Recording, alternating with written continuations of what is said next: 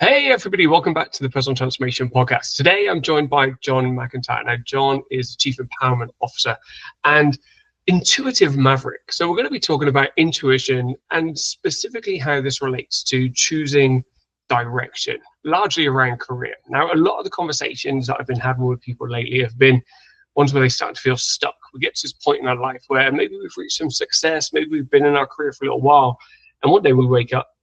And it may not be one day, it may be a series of days and months and weeks, however long it's going to be. And we realize that we're not in the right place and we feel stuck. We can't get out of this place. And, life isn't all it's cut out to be. So John's going to talk to us today a little bit about career transitions. How do we change the direction we're moving in life? He'll give us some of his experience from around the world. And then we'll also talk about this idea of intuition and how it's not a super fluffy thing, but it's something that we need to be able to harness and really tune into if we're going to make the right decision. So John, welcome to the show. Really good to have you here. Thank you so much, Dan. It's a pleasure to be here. I've really appreciated your podcast. The last couple have been really interesting. I picked some good guests, so or they picked me. So I'm honored, and hopefully I can ask some questions to get some good information out, and hopefully we'll do today. So the first question, I'm going to put you on the spot. I've been around, so I can use this word with friendliness, but also with like a little poke. And the word is fluffy. And the reason I use the word fluffy is because I've been in kind of psychology and personal development for a long time. If I go back far enough, I've done hypnotherapy and Reiki and all these kind of things. I don't even know how I did it, but I have a certificate somewhere.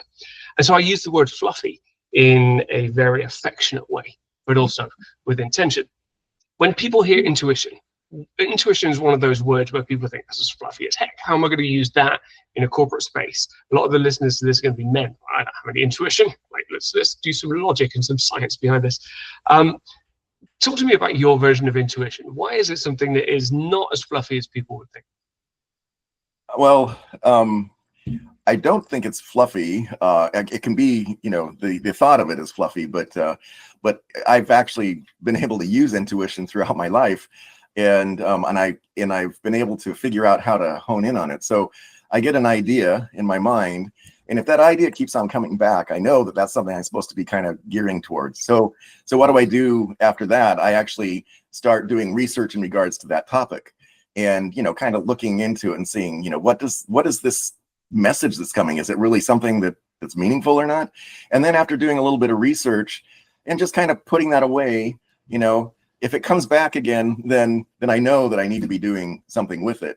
And it usually comes back with, these different things that I've researched, what thing is actually telling me that I need to be doing. So, it may be related to a job or a company or, a career path. Because over the time I've changed my career path and everything, but it's just really kind of, an intense feeling as to what you need to do. One example, when I was in college, I had taken some time off. I did missionary service for my church for 2 years in Japan. I went back to college, changed my degree to Japanese and business, and instead of taking freshman English, I felt like I was supposed to take this technical writing class, and I was not a technical person. I was actually in the arts when I was younger, and so the theater kid, why would he need to do something technical? And ultimately, I did take that technical writing class, and basically in that technical writing class, the things that I learned in Japan, which were about consensus, that was what I talked about in the process of building consensus through the Ningi Seido system and the Nemawashi, and we maybe talk about those later or not, but the thing is, everybody else was doing something technical, like a chemical compound, how you put that together, or how you put a device together and such. But my teacher, my professor, allowed me to do this for the consensus building process, and that's what actually guided my career to where I am now. And that's what I'm actually doing, is helping build consensus and get people together as groups, and have leaders be able to get buy-in from their teams.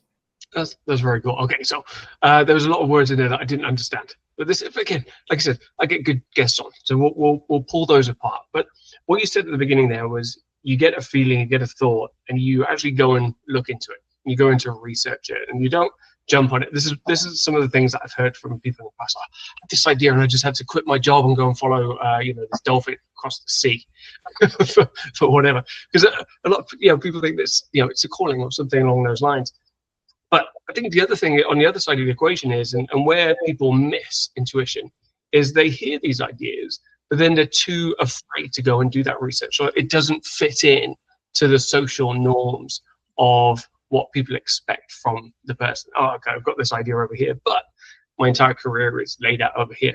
So where do you find, when you talk to people about intuition, how do you kind of balance those two elements? There's this feeling over here of something that I know I should be doing, but here's where society or kind of expectations are putting me in a different direction.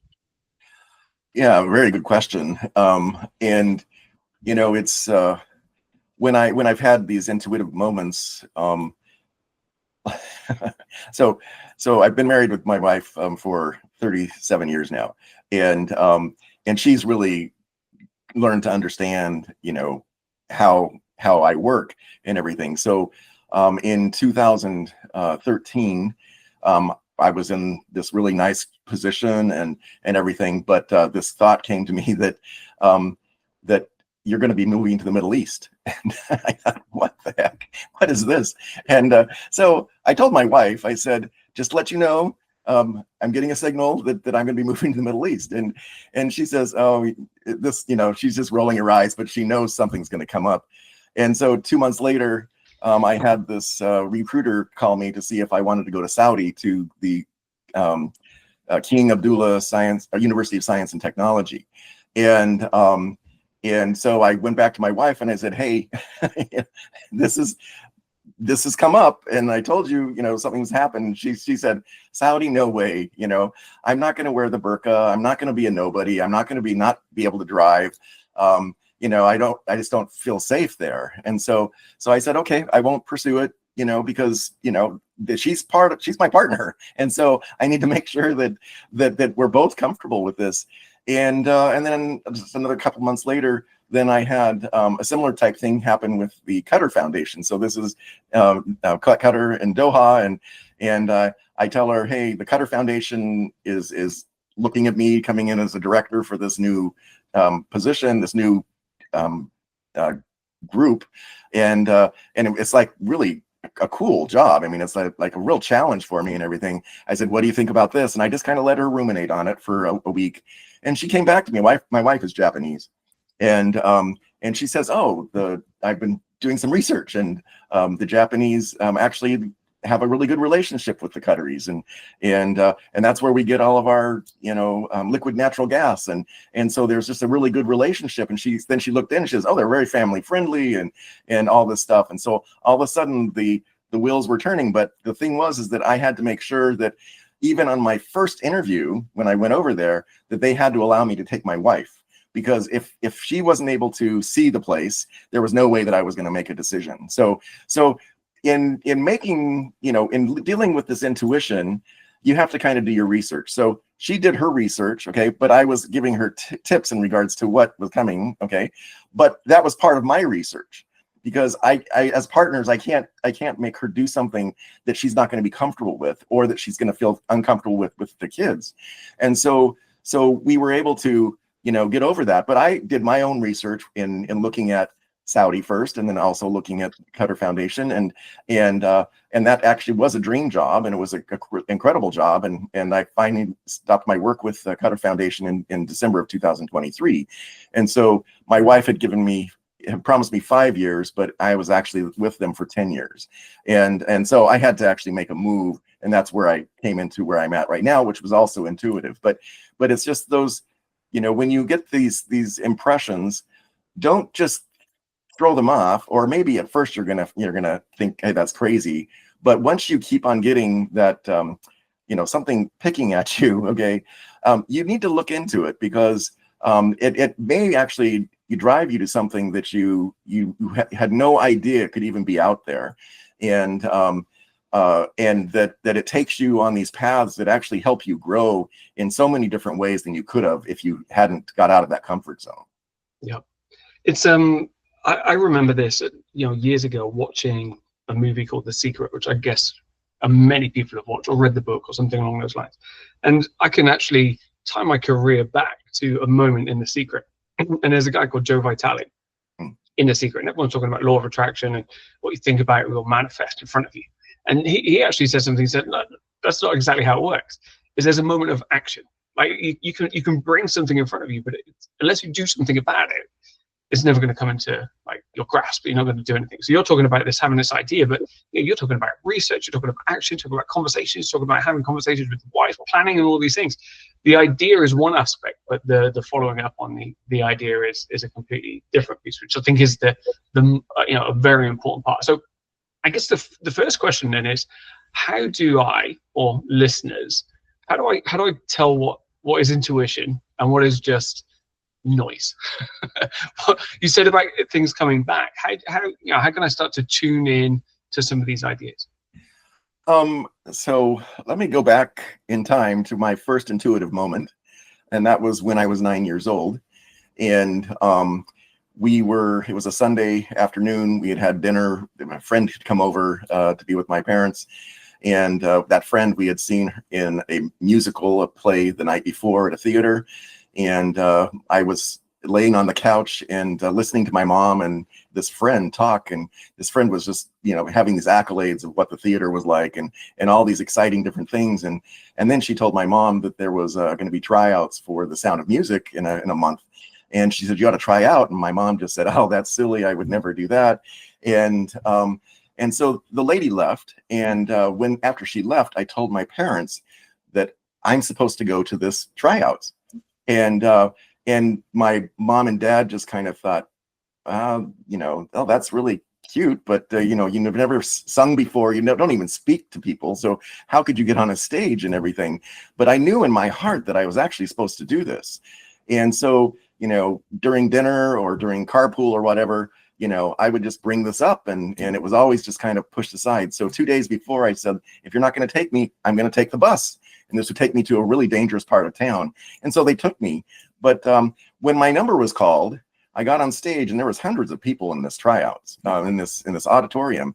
And I got up there, and I sung, and this big voice came out. And that moment, okay, I became Kurt Von Trapp, okay, in the musical. And from age 9 to 19, I was in over 30 different productions, and I did some little minor stints in television, and did some vocal recordings and dramatic recordings. And so my whole life was actually kind of set out and everything. And I kept on feeling, what I should be doing, what I shouldn't be doing. But what happened after I had told him that I was going to do this, my dad plays the piano, so I would have him play Edelweiss for me. And so I got singing and everything, and got trying, but really had not done anything before that time. So I knew that intuition was a real thing then, and that we have this light inside us that tells us what we're supposed to be doing.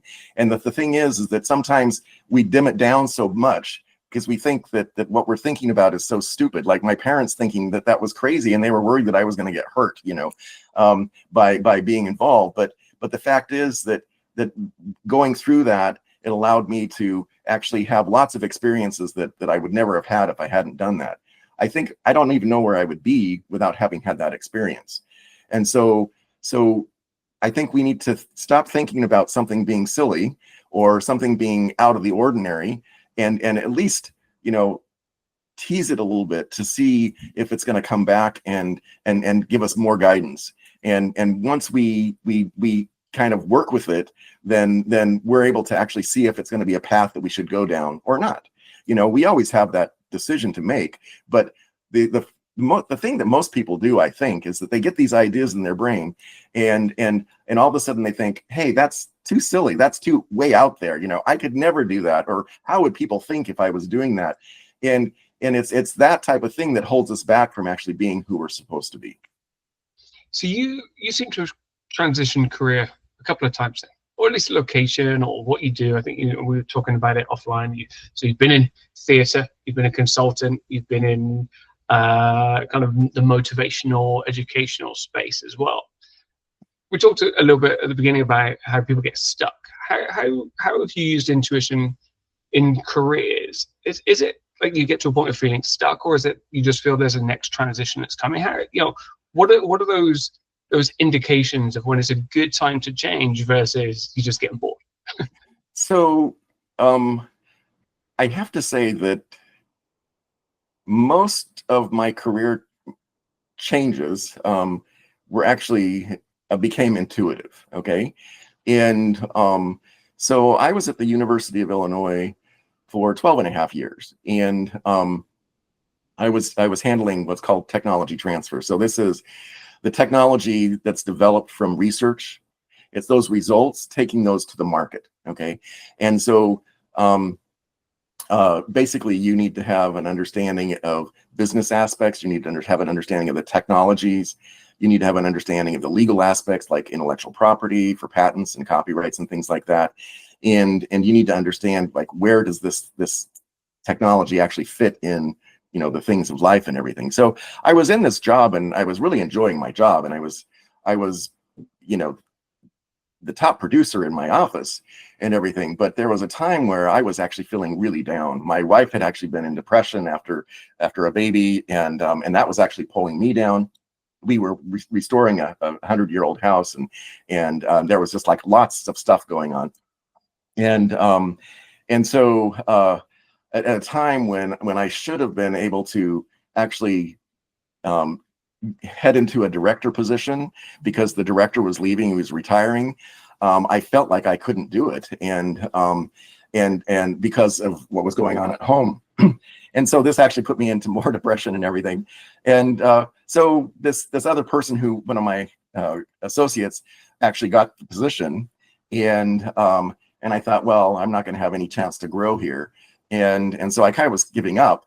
But I had another associate in the office who, out of some trouble of having a mouth that just kind of says too much, he had to go with a professional coach.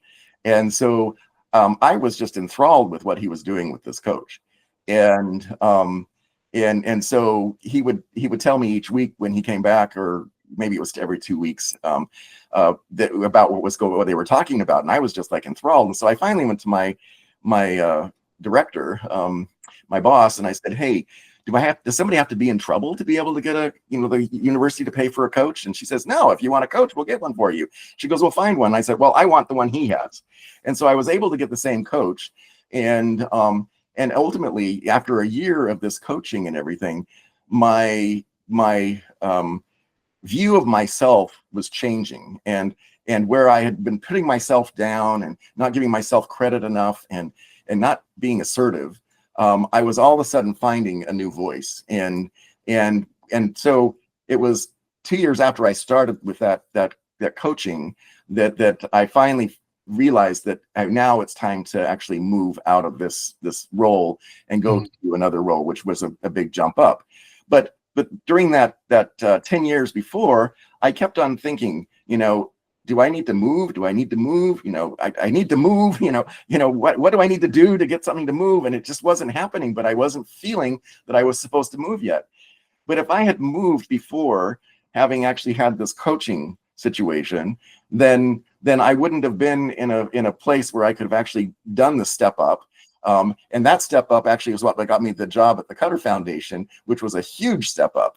And so it's these incremental steps that we take, but being very cautious and conscious about what decisions we're making, but not being overly conscious. Okay, you're not wanting to get too much in your head where it's eating at you and you think, well, can I do that or not? It's just like, once you feel that light come in, okay, and you feel that something is telling you to do something, because just like asking about the coach, I mean, I felt like that was something I needed to do, and so always asking is there's nothing wrong with asking, and so that's part of the research process. And so if you don't ask, that's where things actually are never able to actually come through fruition. And so having asked and been able to have that opportunity, and the opportunity was much more than I actually imagined it could be, because I didn't even believe in that type of stuff before. And now, lo and behold, here I am, a coach. And it's because of all these different coaching aspects that I've had. And I've had lots of mentors and coaches since that time until now. And I still have coaches that I work with to help me get to that next level. And so, again, it's those intuitive moments that we have that we need to catch on to. I believe that everybody is a piece of this puzzle of life. And the problem is that our education system, our political systems, our religious systems and everything, they don't really pull out the real meaning of that person.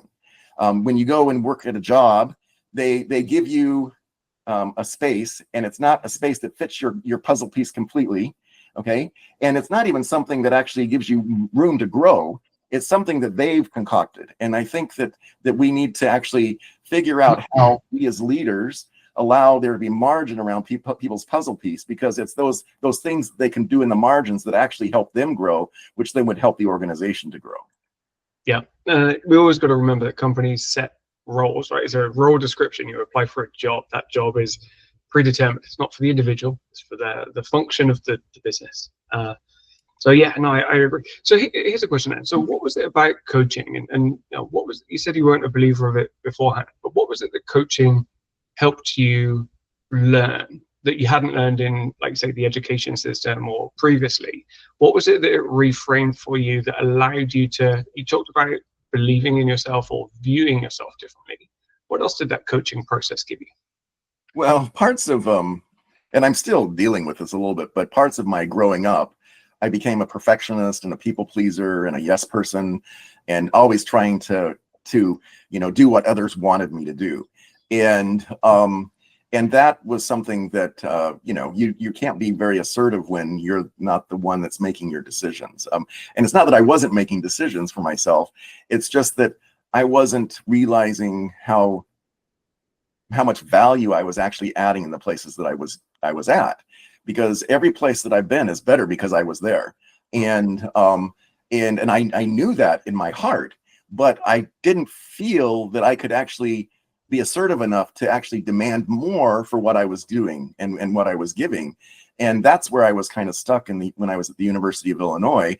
I had helped them actually build the office initially, to revamp the office 5 years later, which they're still running on that same, plan now, after 20 years.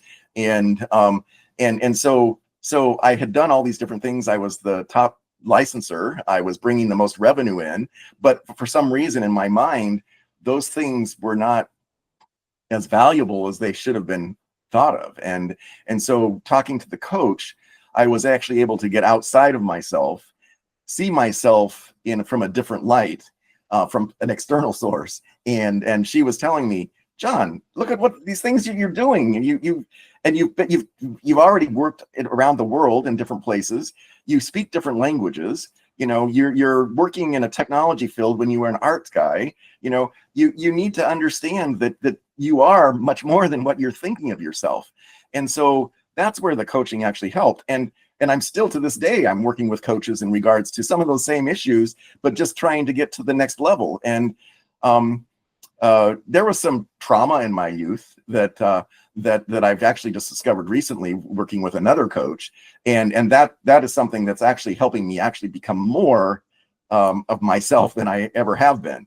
And so each one of these steps is incremental, but without having that first vision that this coach was able to instill in me and help me understand that I had value as a person, and that I was adding value, that I was able to understand how I go forward and everything more. And, even though we have these instances of insight, we go back and forth. And so it's constantly, a struggle as a human to figure out, where I'm at and where I need to be going and how I need to get there. And then, we do backtrack sometimes, and we just need to kind of make sure we pick ourselves up and that we have these different goals in mind, and that we try to meditate. And, this was something that I wasn't believing in before. I mean, I believed in prayer and stuff, but I didn't believe in really deep meditation and such. And I really understand that we can only get to know ourselves if we have that calm and that quiet to help us get to a point where we can pick up those pieces that people have actually shown us, okay, and build them to be something that is meaningful, and it's not just meaningful for others to hear, but it's meaningful for us to hear and to actually put inside our hearts. So I'm going to dive into that a little bit, because meditation is one of those topics that comes up a lot. And you're talking about clarity, you're talking about putting pieces together. One of the quotes I like is that we can only figure out the game of life once we're at the end and look back. Like, you can only put those pieces together. I think it's the Steve Jobs quote. It says you can only put the pieces of life together looking backwards, but you have to live life going forwards. How did meditation, how did prayer, or whatever, same thing, lots of different words, how did it give you the clarity or the faith or the self-belief of which steps were the right steps to take? Well, this comes into a spiritual realm, but I believe we can go there. We can go there. I believe that our intuition actually comes from God, okay, Mm-hmm. and that everybody has this light, and that if we actually let that light shine, it can guide us, and it's in our heart and it's in our mind, and if we can get those two to actually relate together better, we can move things quicker and with more impact. So what I think that happens with meditation, and I think the difference between meditation and prayer is where we have a desire in our hearts. We need something. We're asking for it. We're asking for help. I mean, we're talking whatever in our minds, and we're trying to have this communication. But the meditation is actually where we sit back and we relax, so that the answers can actually come. And if we don't have that time for the answers to come, we will never have a real impact from that prayer in our heart. And so there needs to be both the asking, but there needs to be the receiving. And I think most people don't actually give enough time for the receiving. And I would say that this is still someplace where I'm trying to work on a little bit better, as I'm trying to figure out how I guide my new company, my new organization to the next level. I need to sit back and stop being so hurried, with the day-to-day tasks and everything. It's actually giving myself time every morning, 10 to 15 minutes, to just let there be quiet, let there be silence. And it's that silence that actually brings in these different thoughts and brings in these sparks of wisdom, and where we should be going. And so again, it's the asking is important, okay? But before you ask, you need to have thought about it. And then once you've asked, you need to sit back and receive. And it's that part that most people miss. Yeah, it's a two-way conversation. It is. It is. Whoever you're speaking to out there, it's you want to definitely asking things that way, and you got to be tuned in for it to come back in. What were some of the biggest realizations you have had during periods of meditation? Have there been any kind of light bulbs that just kind of come to light? I think it's in some cases where I was going down a certain path and I was like dead set on that and everything, and all of a sudden I realized, hey, there's a block at the end of that, and that I need to go around that. So that's one instance. I think the meditation allows us to not necessarily receive everything while we're meditating, but the meditation actually gets us into a calm. And it's that calm that helps us understand that the universe is going to take care of us, okay? And it's our attitude and that's going to make us go forward. So the universe always says yes. If you're feeling down about yourself and you feel like you are, you can't do anything and everything, then the universe says yes. If you say that life sucks, the universe says yes. But if you get out of yourself and you say, life has more for me, and life is awesome, and look at all these gifts that I've received so far. Look at all these people that I've met. Look at all these wonderful things. If we're grateful, it's that gratitude that's actually going to help pull us forward. And so the universe then starts to say yes to us in those positive realms, and that's where we start to think about, well, I deserve more income. I deserve more in my life. I deserve more for my family. You know, I deserve more from my family or from whatever we're dealing with. And that's that type of positive attitude the universe starts to say yes to, and then things start to go on the right track. Yeah, I love the movie Evan Almighty. It's a hilarious movie. I think Steve Carell is Yeah. genius. And there's a bit in that movie where I think it's that one, or it could be Bruce Almighty, either way, where he's talking to God, and God says, when somebody prays for patience, do you think he gives them patience, or do you think he gives something to test their patience and for them to build patience? And this is the beautiful thing about the universe. It's beautiful, but it's also sick and twisted. Yes. Is that whatever we need is provided to us, but it's provided as a workout. Like, I go to the gym pretty much every day these days, and I don't go for it to be easy. I go for it to be hard, because I know in that adversity, that's where my strength is built. And yet we often look at life and say, hey, come on, just be easier. Just give me the thing. And this is what I think, prayer, and I'm not religious. I don't go to church. I used to, but, I can appreciate it from many different religious perspectives. Also from a meditation perspective is that we ask for it. We ask for the thing, God, Lord, whoever it is, give us this, give us strength, give us patience, give us courage, give us all of these things. And then the universe says, cool, here you go and build it. Here's your strength workout. Here's your courage workout. Here's your patience workout. And I think that's where the meditation comes in. Is the meditation is that moment to reflect on the world and say, okay, well, what can I learn from this? Like, and ask a different question, not to give me something, but what can I take from this experience, and how can I connect those dots to have those realizations? Like you said that, oh, okay, something's coming, or this is going to happen. So I like the way you put it there. You got to have the prayer, but you also have to have the meditation, so the ask and the receive aspects. If somebody's listening, what's the first thing?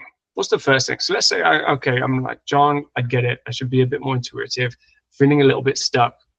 I know I need to make some changes. What's the first thing I can do to get in touch with my intuition? I think the first thing you can do is to first recognize that something's there, okay, or recognize that something's not there.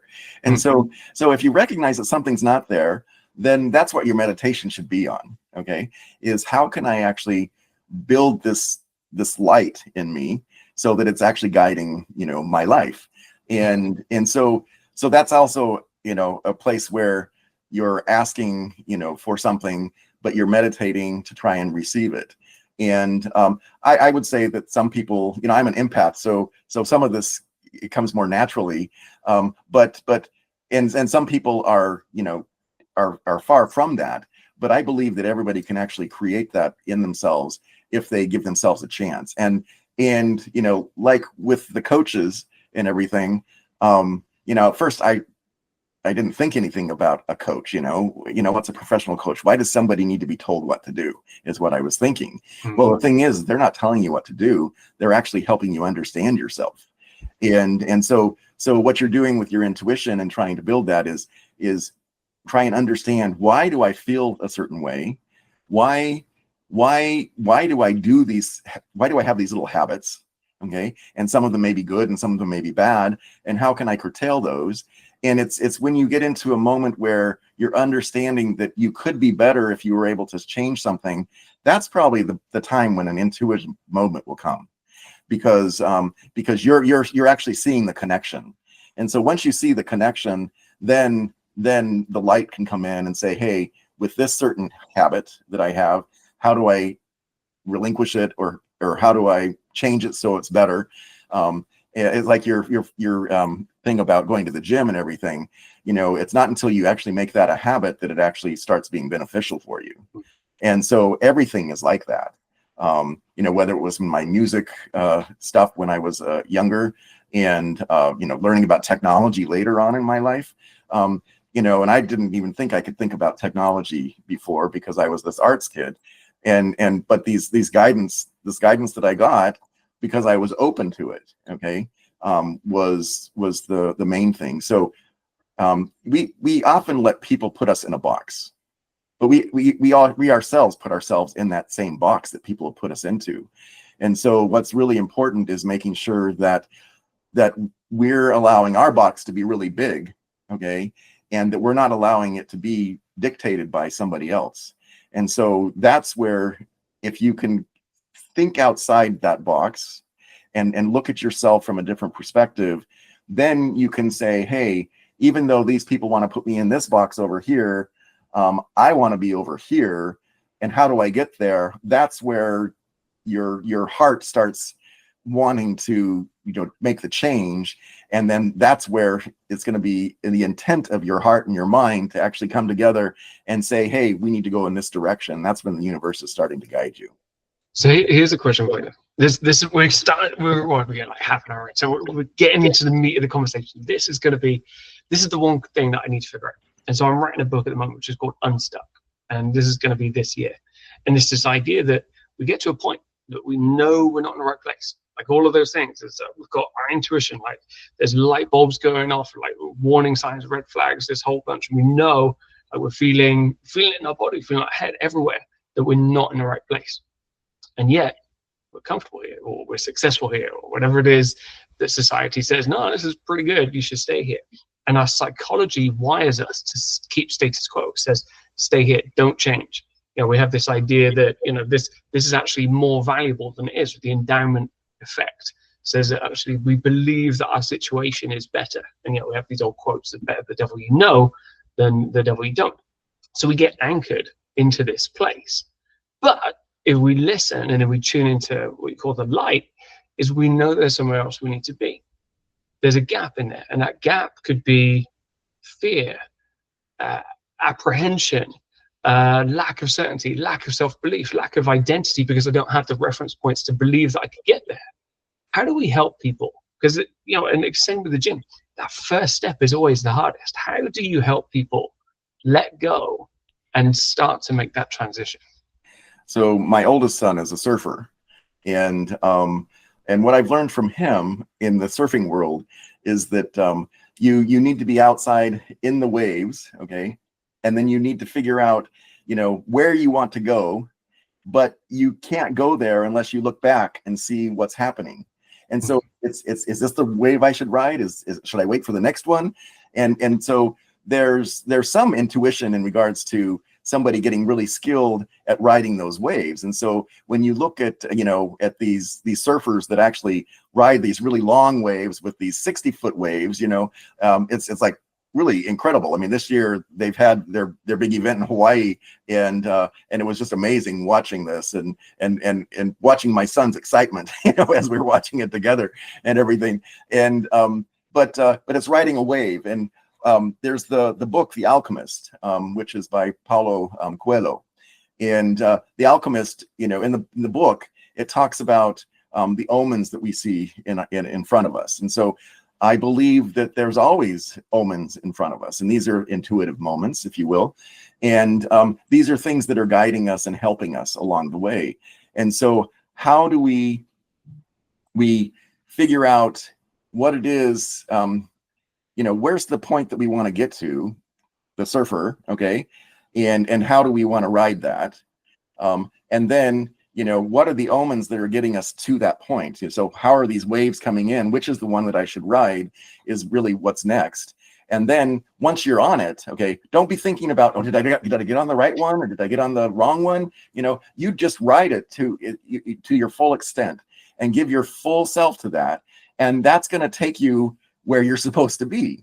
And so in life, it all depends on how we ride these waves that come across us. So you talked about how give me patience. Well, if we're going to ask for patience, we're going to get these struggles. And so we need to be careful what we ask for, but we need to recognize the blessings that come from what we ask for, and that we asked for it, okay, and that we need to ride that.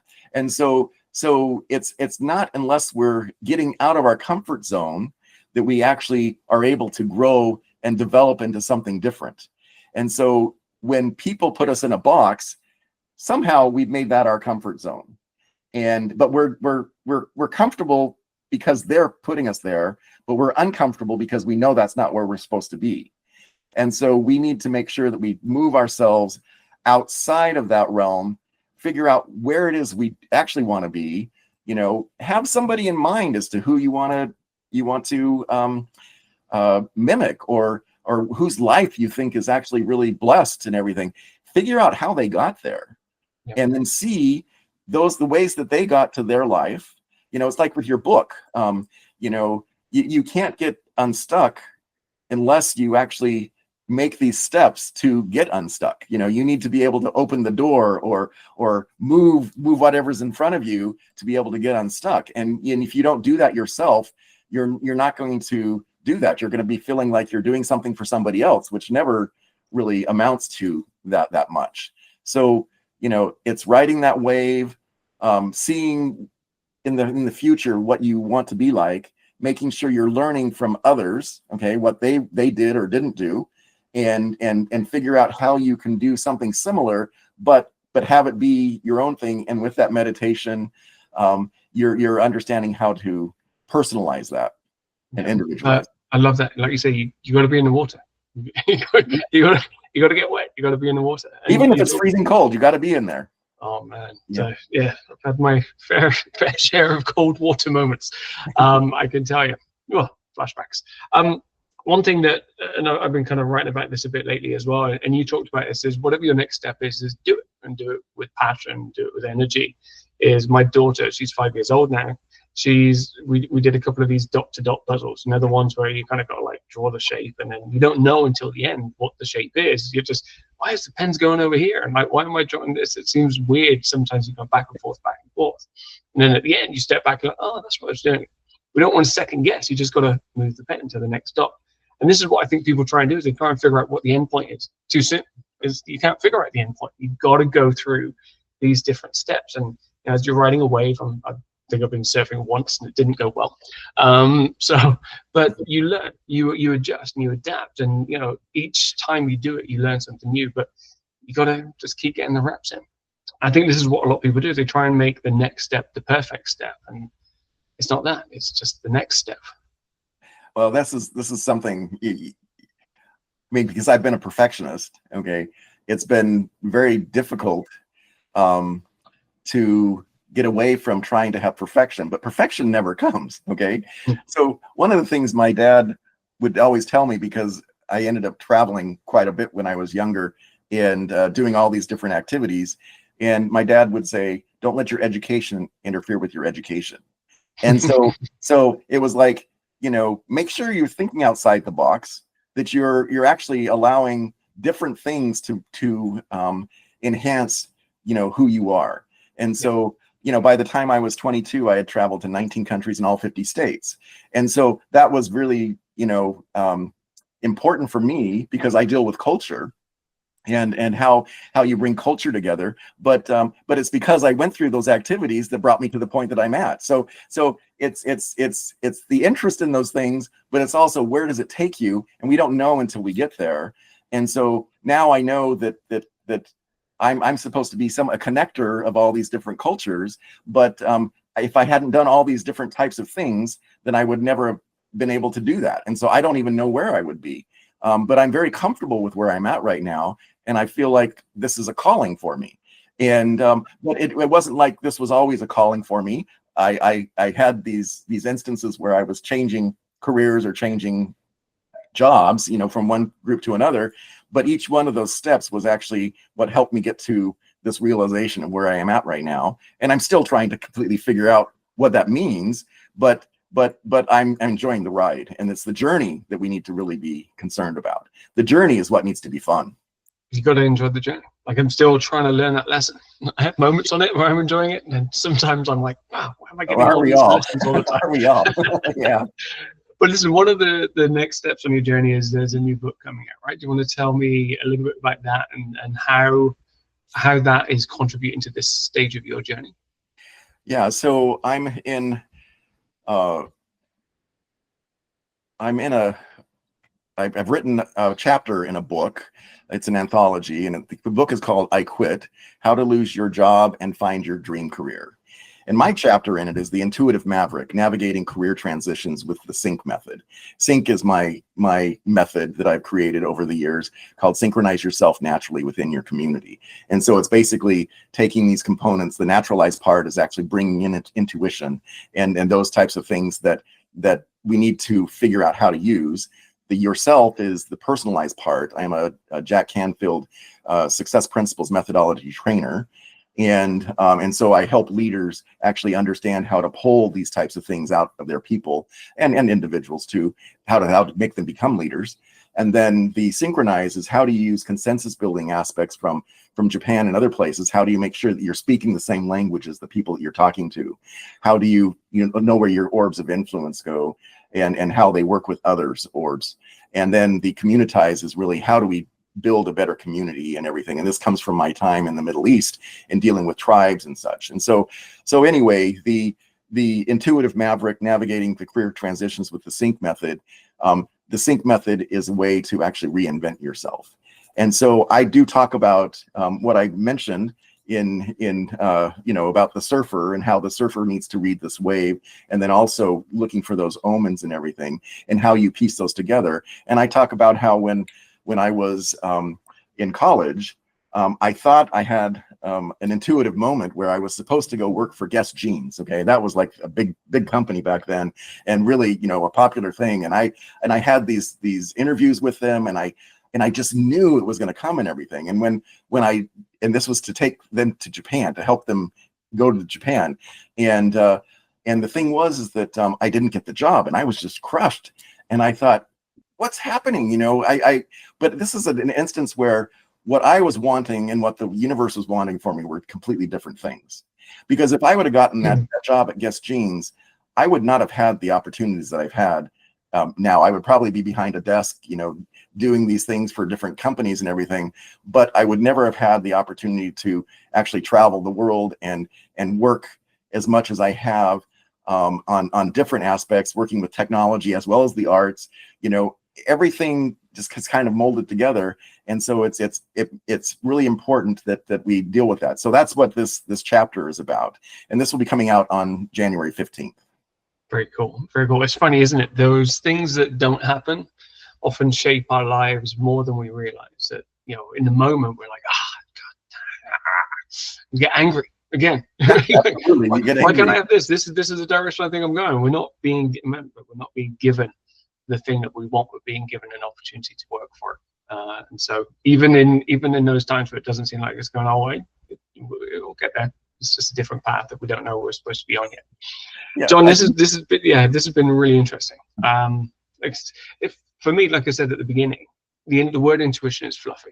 It has been made fluffy, but there's some very tangible exercises and activities that I can do in this, and with your advice, we can listeners can just say, okay, well, I can spend some time, I can think, I can ask, I can I can read the situations that I'm in and take different things from it. What would you say the 1, 2, 3 biggest practical things that people should be doing as a takeaway from this episode? How can I take some practical aspects and kind of put this into action? Sure. First of all, I think don't be too serious about yourself. Get outside yourself to kind of see what you really are, what value you are actually providing. And then once you've stepped outside yourself, make sure that you're willing to ask for what you're missing, and ask in lots of different ways. And so then that brings the meditation in. So try to get to see yourself from a bigger vantage point, and then ask and meditate. And then along with the meditation and everything, you need to do that research to see, what that actually means and what does that actually feel like, and understand if there's somebody out there that actually has done what you're being, intuitively told to do. And if you can actually step in somebody else's, footsteps, as to what they've done, you can see if that's comfortable or not, if that actually is where you're supposed to be going.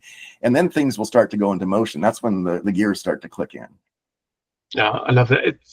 It's the action. It's the action piece. The action crystallizes it. And whether it's some spiritual being up there, whether it's the universe, whether it's quantum, whatever it is that is out there that's pulling all the strings together, if you don't do anything about it, if you don't do the research, you don't take the action, if you don't get outside your comfort zone, then it all just stays as a potential thing in the distance. And I think you've highlighted that as a get on board, just go and do something, get in the water, ride the waves, figure out we're going to get wet, but Absolutely. it's all part of the journey. John, this has been really interesting, and you've brought a very fluffy spiritual space into a very practical, applicable tool. So thank you for doing that, and thanks for being on the show. Well, thanks so much for having this platform and the message that you're trying to put across and help people, in their lives. So thank you so much. Yeah, appreciate your wisdom today. And for those of you listening, I'll see you on the next episode.